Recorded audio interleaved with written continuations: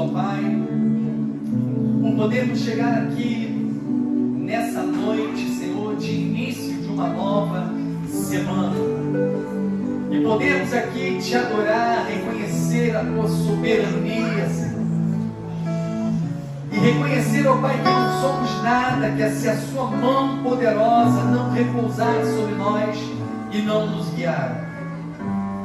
Por isso aqui chegamos ao iniciar a semana buscando a tua presença, buscando a compreensão da tua vontade através da sua palavra. Então, Senhor, ministra a nossa vida nessa noite, traga a tua revelação, a tua direção e a compreensão, Pai, daquilo que tu tens e deseja revelar e falar com cada um de nós. É o que nós te pedimos em nome de Yeshua Mashiach. Amém e amém. Amém? Pode se assentar. Glória a Deus. Estamos aí no nosso sexto tema, né? É o sexto sábado que nós estamos aqui juntos estudando conceitos básicos, né, e fundamentais que a gente precisa compreender naquilo que nós chamamos de restauração, né? E buscar exatamente a restauração de muitos desses conceitos, né? Já estamos no sexto tema. O nosso primeiro tema, vamos ver se o pessoal está lembrando, nosso primeiro tema foi Yeshua de Nazaré, mostrando como que ele foi criado e a vida judaica que ele teve. E nós acompanhamos e vimos aqui no sábado, né, resgatando assim a identidade de Yeshua como um judeu praticante que cresceu em meio à fé judaica e como ele era respeitado em meio a esse povo e ao meio judaico também, inclusive nas sinagogas. Depois, no segundo sábado, falamos sobre Yeshua e a doutrina dos fariseus, qual a relação dele com a doutrina, os ensinamentos dos fariseus, com a própria tradição, com a própria halahá, e nós falamos e abordamos esse tema aqui, foi o nosso segundo tema. Nosso terceiro tema foi sobre Yeshua e uma nova Torá. Que novidade veio através da vinda de Yeshua? Será que existe uma nova Torá? Esse foi o nosso terceiro tema. O nosso quarto tema, os dois níveis de Mashiach, né? O conceito do Mashiach ben Yosef, Mashiach ben Davi, esses dois momentos. Em todos esses temas nós vimos aqui o que a literatura fala acerca desses temas, sempre trazendo a literatura judaica aqui também. E aí no último sábado o nosso tema foi, quem lembra? O último tema, gente? A cegueira de Israel, a cegueira de Israel, aquilo que é tratado, e a sua cura, bem lembrado, Gabriel. A cegueira de Israel e a sua cura, né? O que as escrituras falam acerca disso? Lemos ali Romanos capítulo 11 para entender essa dinâmica e desse processo que foi fundamental para que nós fôssemos alcançados assim pela Torá, e vimos como que isso tem relação e a importância de compreender o conceito do Mashiach ben Yosef. A gente vê que ele está dentro desse contexto como aquele que foi rejeitado pelos seus, por causa disso levado às nações, né, ao Egito, e foi ali um instrumento de salvação e propósito do próprio Eterno. E hoje nós vamos falar sobre um tema que era muito debatido no primeiro século, na própria época de Yeshua, era um assunto muito controverso e muito debatido ali, sobre a natureza do Mashiach. E aí nós temos o tema, a divindade de Yeshua. É algo que muita gente fala, obrigado, e pergunta, né? Afinal, Jesus, Yeshua, é Deus ou não é Deus? Então esse é o nosso tema de hoje, a divindade de Yeshua. Eu vou começar com vocês lendo um texto da Brit Hadashah. Então abra a sua Bíblia, lá em João, no capítulo 10, que vai ser o nosso texto inaugural. E nós vamos ver hoje aqui que a resposta para essa indagação sobre se Yeshua, se ele é divino, se há uma divindade nele ou não, se ele é Deus ou não, para ser mais direto, na verdade é uma questão que nós precisamos resolver a nível conceitual, etimológico da palavra Deus que nós temos aqui. Mas eu queria começar lendo esse texto lá de João, no capítulo 10, João capítulo 10, eu vou ler a partir do versículo 31, não, vou ler a partir do 22, que fala inclusive de uma festa, celebração de Hanukkah, que normalmente acontece ali no nosso mês de dezembro, no nosso calendário. Diz assim lá em João capítulo 10, a partir do versículo 22: chegou o tempo de Hanukkah em Jerusalém, era inverno, e Yeshua estava andando na área do templo, caminhando pela colunata de Shlomo. Então os moradores de Yehudá o cercaram e lhe disseram: por mais quanto tempo você nos deixará em suspense, curiosos, ansiosos para saber se você é o Messias, o Mashiach? Diga-nos publicamente, fala logo, você é o Mashiach ou não é o Mashiach? As pessoas estavam perguntando para ele, e Yeshua lhes respondeu: eu já lhes disse, mas vocês não confiam em mim. As obras que faço em nome de meu Pai testemunham a meu favor, mas o motivo de vocês não confiarem é que não estão incluídos entre minhas ovelhas. As minhas ovelhas ouvem a minha voz, eu as conheço, elas me seguem, e lhes dou vida eterna. Elas nunca serão destruídas, e ninguém pode arrancá-las das minhas mãos. Meu Pai, que as deu para mim, é maior que todos. Ninguém as pode arrancar das mãos de meu Pai. Eu e o Pai somos um. Novamente os habitantes de Judá juntaram pedras para apedrejá-lo.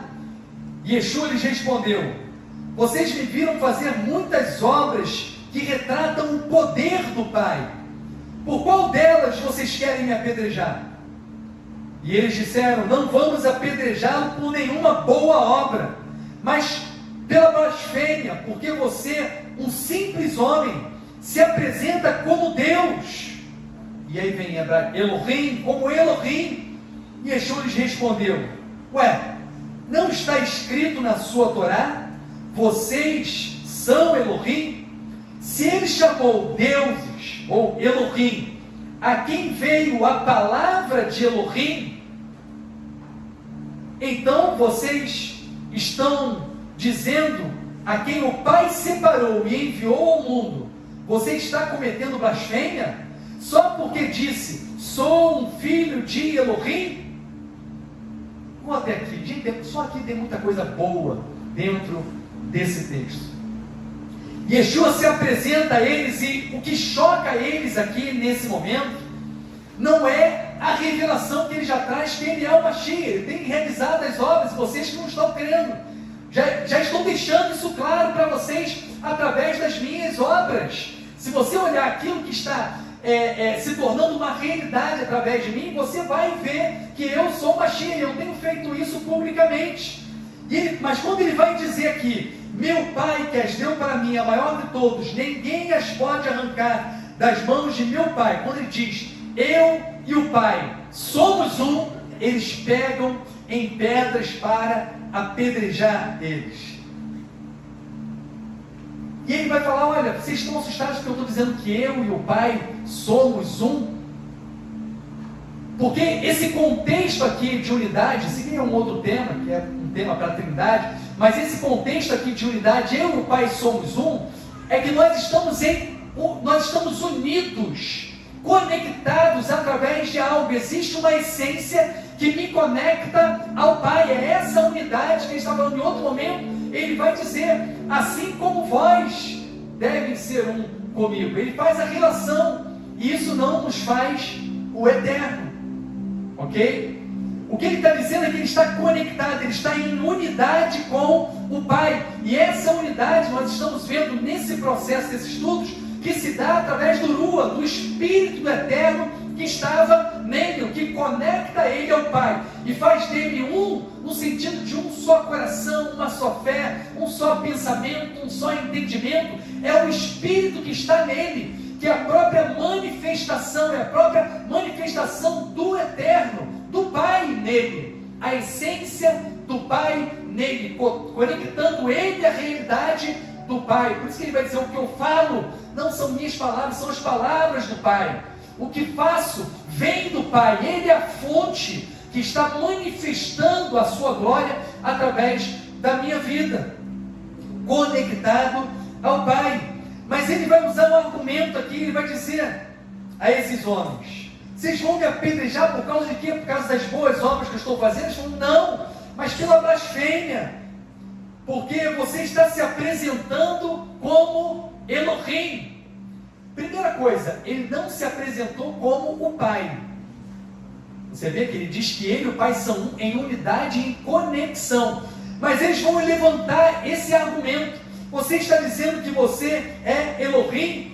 E Yeshua vai dizer assim: olha só, não está escrito na Torá de vocês que vocês são Elohim? Ou melhor, o que há de estranho nisso?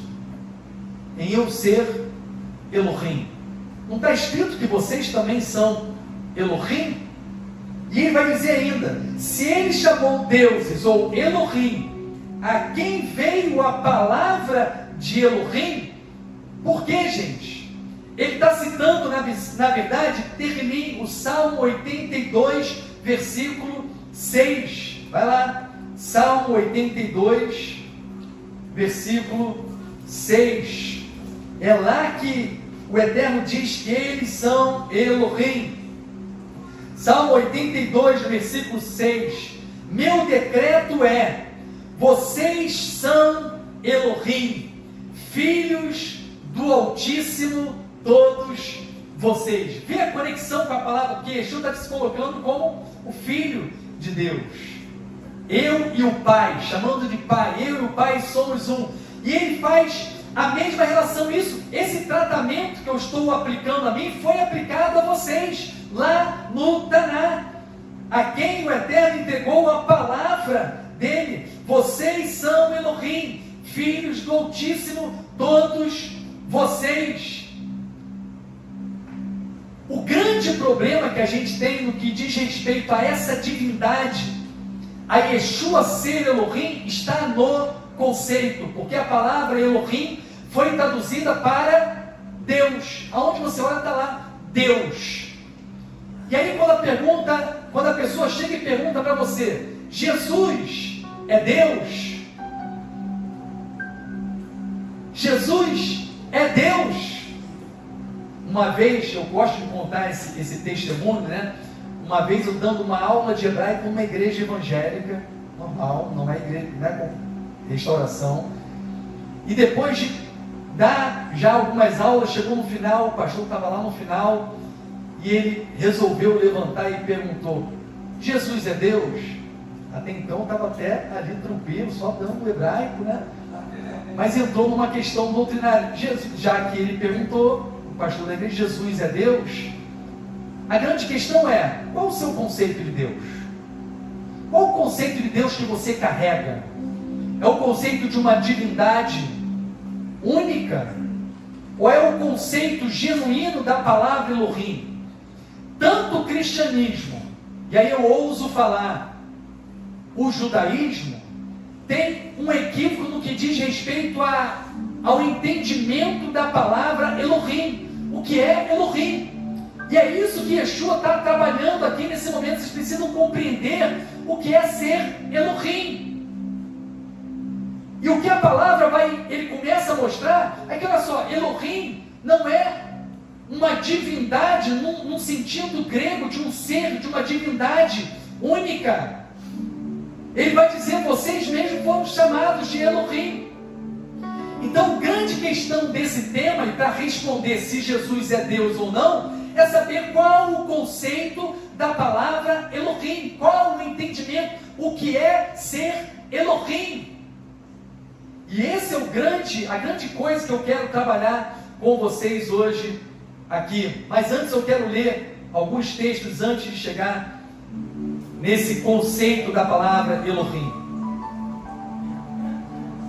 Êxodo capítulo 7, nós já vimos um texto que o próprio Yeshua cita e diz que o povo de Israel é Elohim, porque a eles foi entregue a palavra de Deus. Eles foram aqueles que o Eterno entregou a sua Torá para que eles fossem um povo que? Sacerdotal, uma nação santa, um povo separado, um povo escolhido. Por que um povo sacerdotal?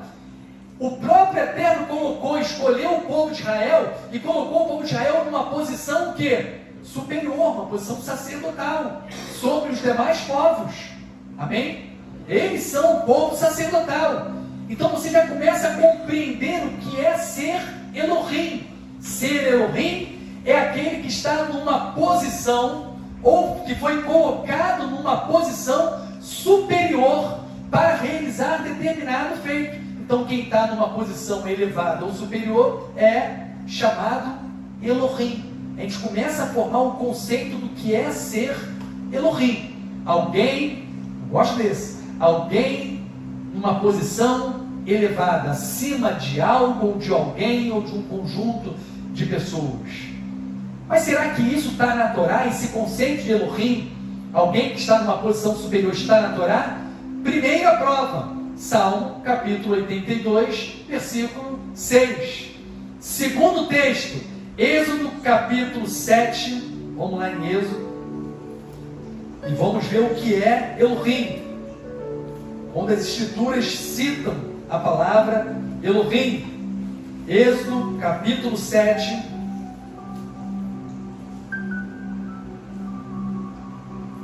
no versículo 1. Entretanto, Adonai disse a Moshe: eu o coloquei no lugar de Deus. Depois você faz aquilo, pega lá o Bible Hub, como a gente tem assinado aqui, você a fazer, e vê qual é a palavra que está no original aqui. Você vai ver que a palavra é Elohim. Então Deus está falando que colocou Moisés como Elohim no que diz respeito ao faraó. Ou melhor, colocou Moshe numa posição acima, superior a quem? Ao faraó. Esse é o conceito de Elohim. Gente, rasga o conceito que te ensinaram lá na igreja de Deus, aquele ser. Rasga, porque o conceito é esse aqui, o próprio Deus, o próprio Adonai dizendo: Moshe, eu te coloco como Elohim sobre o faraó. Conceito de Elohim, alguém que é colocado numa posição superior. Será que tem mais texto que traz o sentido de Elohim, esse sentido, esse conceito de Elohim? Ele também diz a Moshe, ainda lá em Êxodo capítulo 4, versículo 16, na relação de autoridade entre Moshe e Aharon. Quem está numa posição superior aqui? É Moshe ou é Aharon? Vamos lá, Êxodo capítulo 4, versículo 16. Vou ler a partir do 15. Você falará com ele, porá minhas palavras em sua boca, e eu estarei com sua boca e com a dele, ensinando a vocês dois o que fazer. Você está falando com Moshe e Aharon. Assim, ele será seu porta-voz em relação ao povo. Sim, ele será a sua boca. Então o Eterno está falando com Moshe, Aharon vai ser a sua boca, Aharon vai ser o seu porta-voz. E você, vou falar, e você, Moshe, será como Elohim para ele. Você será como Deus para ele. Deixa eu te fazer uma pergunta com base nesses dois textos. Moshe foi aqui Elohim em relação ao faraó e em relação a Aharon? O próprio Eterno diz: você é Elohim. Foi o Eterno que falou. Você é Deus. Aí na tradução Deus, é esse sentido. Alguém que foi colocado numa posição de autoridade acima do faraó e acima de Arão. Aqui o conceito de Elohim. Êxodo capítulo 21. Êxodo capítulo 21, no versículo 6.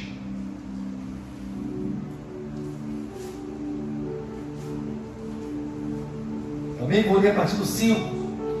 Mesmo assim, se o escravo declarar: amo meu senhor, minha mulher e meus filhos, e por isso não desejo ser libertado, o Senhor deverá levá-lo diante de Deus, e ali junto à porta e ao batente, seu senhor deverá furar-lhe a orelha com um furador, e o homem será escravo dele por toda a obra. A palavra aqui, Elohim, está aplicado a juízes.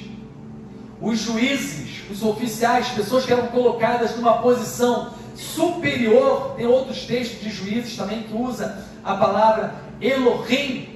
Juízes, aqueles que tinham autoridade para decidir naquela época, eram chamados de Elohim. Pessoas que eram colocadas numa posição superior para poder dirimir os conflitos. Não é esse conceito jurídico? Você entra numa sala de audiência hoje, você tem essa representação, inclusive. Você tem um tablado lá, na parte mais alta lá do tablado, né? Está lá em cima, está lá o juiz. Aí tem um pouco mais baixo, tem lá o promotor, tem lá na mesa lá embaixo, junto com o seu cliente, o defensor, e o juiz numa posição superior, porque é aquele que está numa posição de autoridade para dizer o direito, para aplicar a lei. Alguém colocado numa posição superior. Quem vai decidir sou eu. O que eu vou decidir aqui está decidido e será aplicado. Alguém colocado numa posição elevada.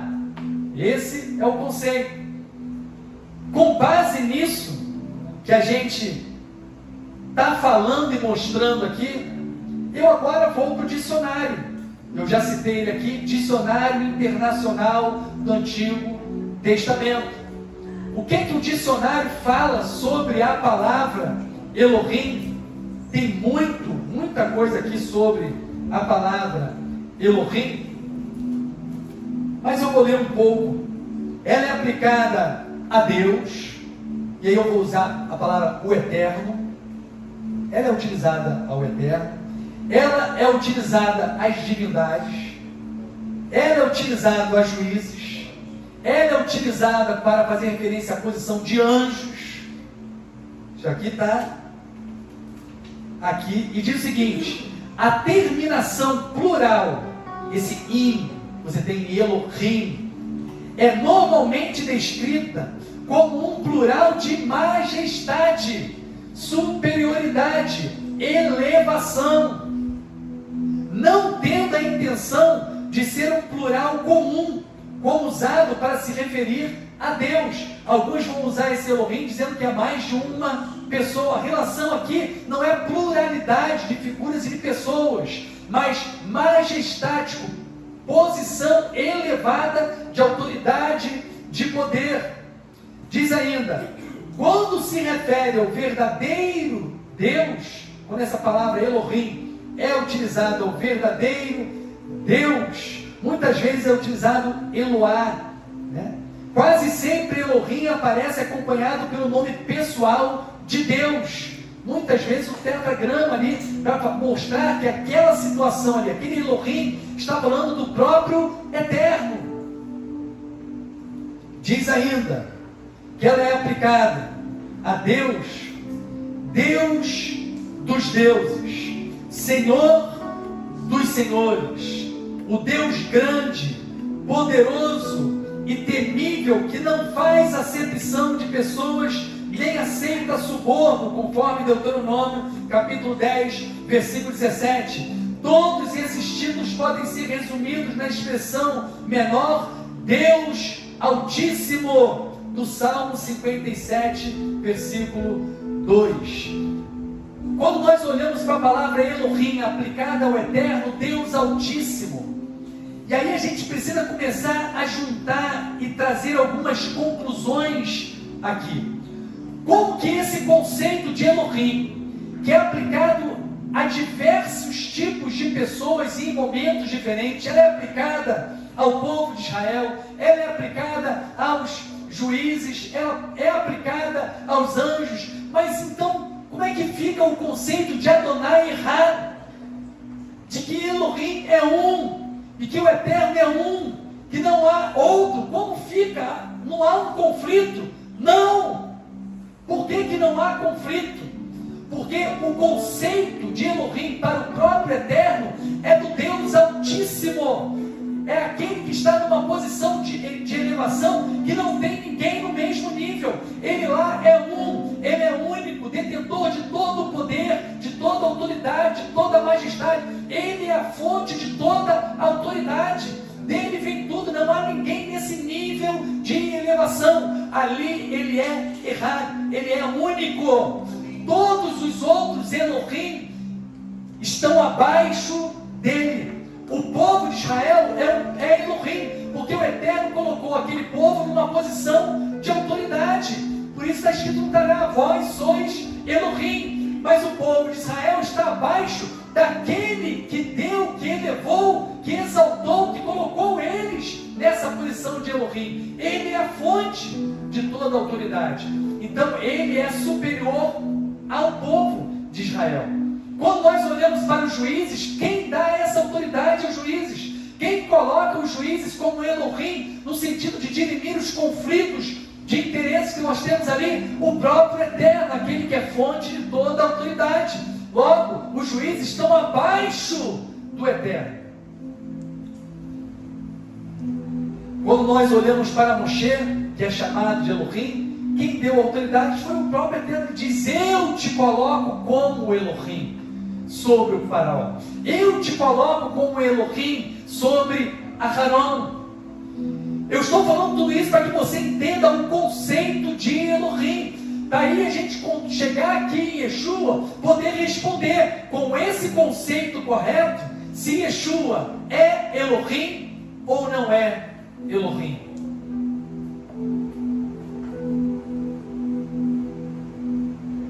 Vamos continuar. E agora nós vamos lá em Filipenses, capítulo 2.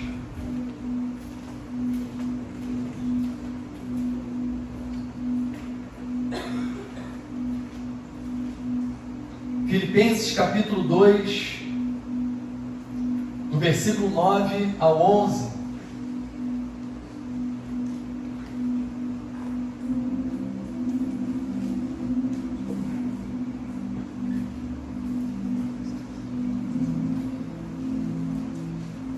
Vou ler a partir do 5.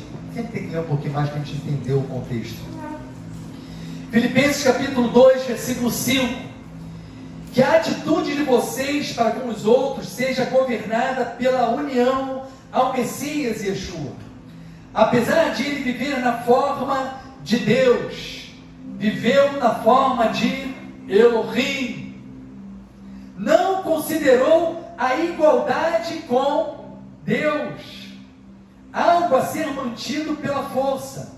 Ao contrário, esvaziou a si mesmo ao assumir a forma de um escravo, tornando-se como os seres humanos são. E quando ele surgiu como um ser humano, humilhou-se ainda mais, tornando-se obediente até a morte, morte na estaca como um criminoso.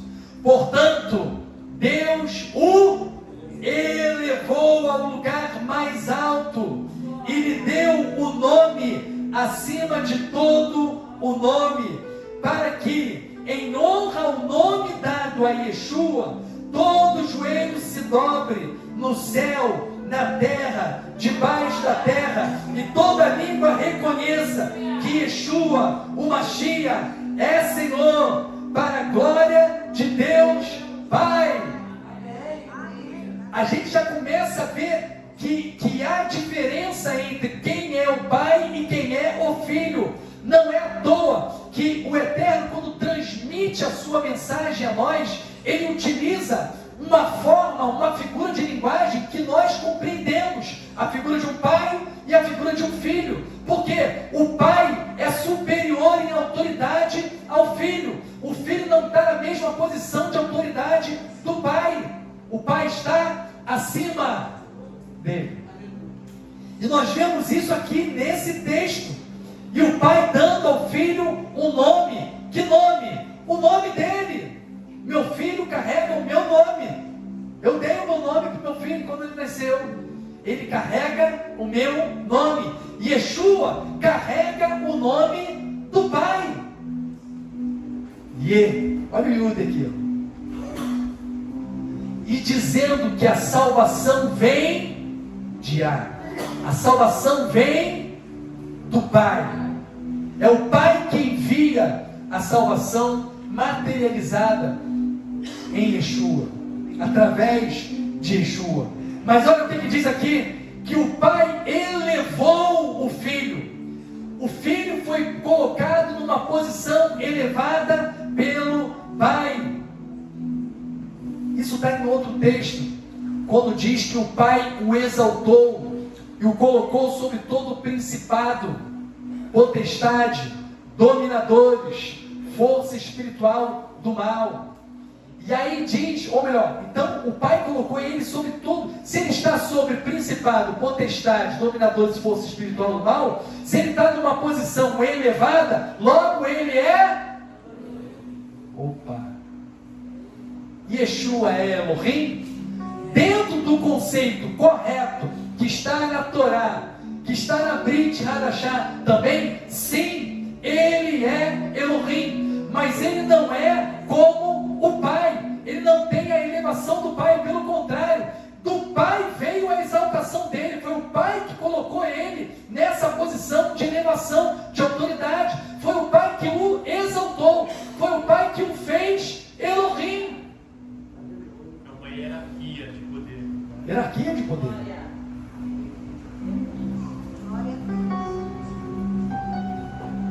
Atos, capítulo 2.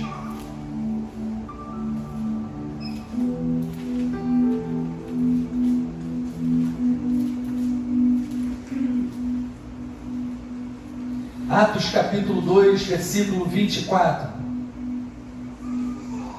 Contudo, Deus o ressuscitou e não permitiu que ele sofresse a morte. Era impossível que a morte pudesse detê-lo. Deus o ressuscitou. Quem ressuscitou Yeshua? Foi o Pai que ressuscitou ele. Vem do Pai essa ressurreição. Ainda em Atos 2, 32 e 34.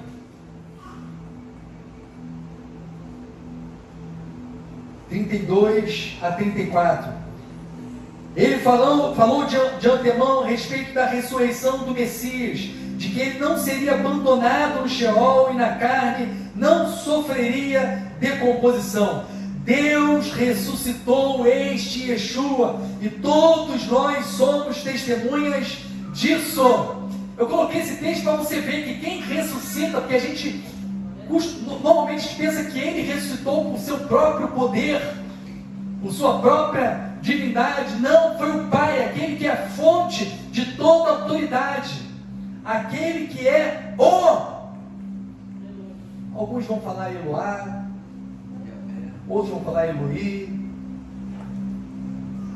Se você pega o dicionário, você vai ver que existe esse debate sobre a origem dessa palavra também. João capítulo 14, versículo 28, o próprio Yeshua reconhece que, embora ele tenha sido colocado numa posição de elevação, logo ele é Elohim, ele não é como o Pai. Por isso que o Pai é errado, e o conceito que nós estamos trazendo não é contraditório, não é oposto ao conceito de Adonai errado, o conceito do Shema. João capítulo 14, versículo 28, palavras do próprio Yeshua, no versículo 28, Vocês me ouviram dizer: vou, mas voltarei para vocês. Se vocês me amassem, ficariam contentes por eu ir para o Pai, porque o Pai é maior que eu. Ele é Elohim, Ele está acima de mim. É o próprio Filho falando aqui, é o próprio Yeshua declarando: eu não sou Deus, eu não sou o Eterno, Ele é maior do que eu. Nós somos um em comunhão de espírito, porque a essência do Pai está em mim. Vocês precisam entender o que é ser um, assim como nós precisamos ser um com Mashiach. Isso não me faz o Mashiach, mas estar conectado a Ele através do Espírito, através do Lua, e assim conectado também ao Pai. 1 Coríntios, capítulo 15.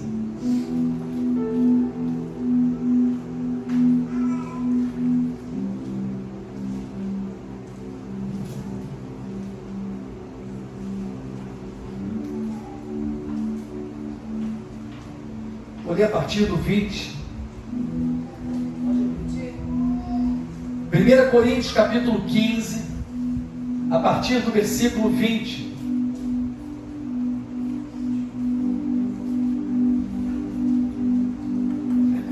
Entretanto, a verdade é que o Messias ressuscitou dos mortos.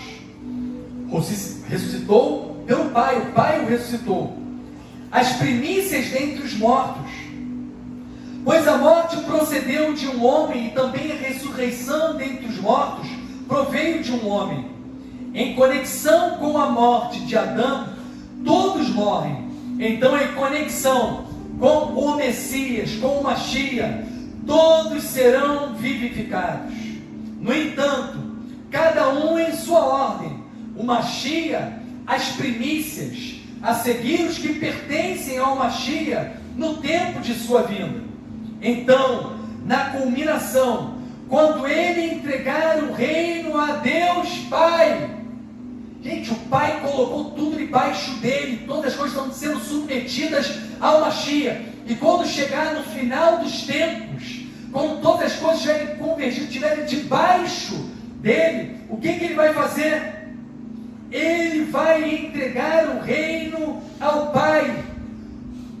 Depois de ter dado fim a todo governo, sim, a toda autoridade e poder, porque Ele deve governar até colocar todos os seus inimigos debaixo de seus pés.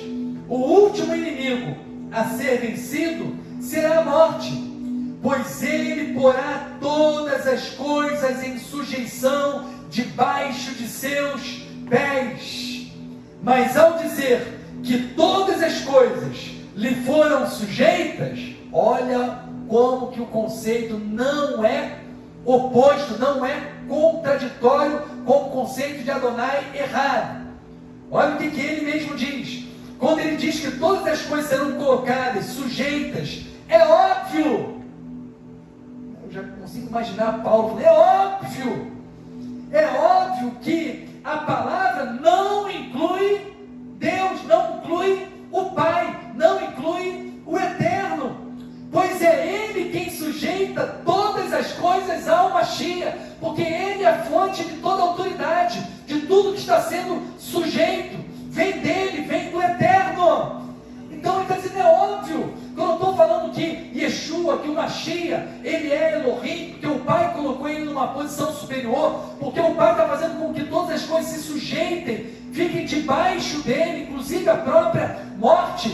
É óbvio que aqui não está o Pai, porque o Pai é superior ao Filho.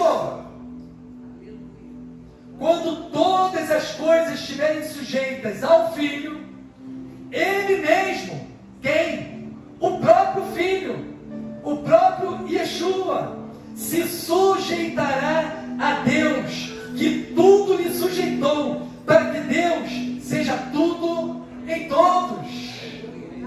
Ele mesmo pega toda aquela obra que o Pai trouxe de autoridade, ele curva e apresenta tudo isso àquele que é o único, na posição de superioridade, de elevação, de forma que não há ninguém igual, comparável. Ele é errado nesse sentido. Com base em tudo isso, Yeshua, como compreendemos a divindade de Yeshua? Ou a pergunta: Yeshua é Deus? Sim, ele é Elohim. Assim como o povo de Israel é Elohim, assim como os juízes são Elohim, assim como Moshe foi chamado de Elohim, esse sentido de elevação, ele é Elohim. E eu poderia ir mais longe, eu gosto de ir mais longe. E vocês? E você aí, tão pequenino, vocês são Elohim? Se você está em Yeshua, você é Elohim. Porque a palavra diz que quando o Pai o exaltou, quando o Pai o elevou e o colocou acima de todo principado, potestade, dominadores e força espiritual do mal, diz que ele, nessa posição, ele faz algo. Diz que ele se faz cabeça. Ele podia ficar ali, né? Só eu estou na posição aqui, tudo comigo. Não, diz que ele se fez cabeça e nos fez você corpo. Se eu estou no Mashiach, se eu estou conectado, o corpo não sai andando sozinho. Se eu estou conectado no Mashiach, e se o Mashiach foi elevado e eu sou o corpo, logo eu estou elevado nele, por meio dele. Por quê? Porque se está debaixo do pé, está debaixo do corpo, gente. Então, se eu sou o corpo, porque estou conectado no Mashiach, através do Mashiach, todo principado, toda potestade, todo dominador, toda força espiritual do mal está sujeita à posição que o Pai estabeleceu para mim através da obra de Yeshua, o Mashiach. Eu estou numa posição de Elohim em Mashiach, através de Mashiach, através da sua obra. Então, por que não falar: vós sois Elohim?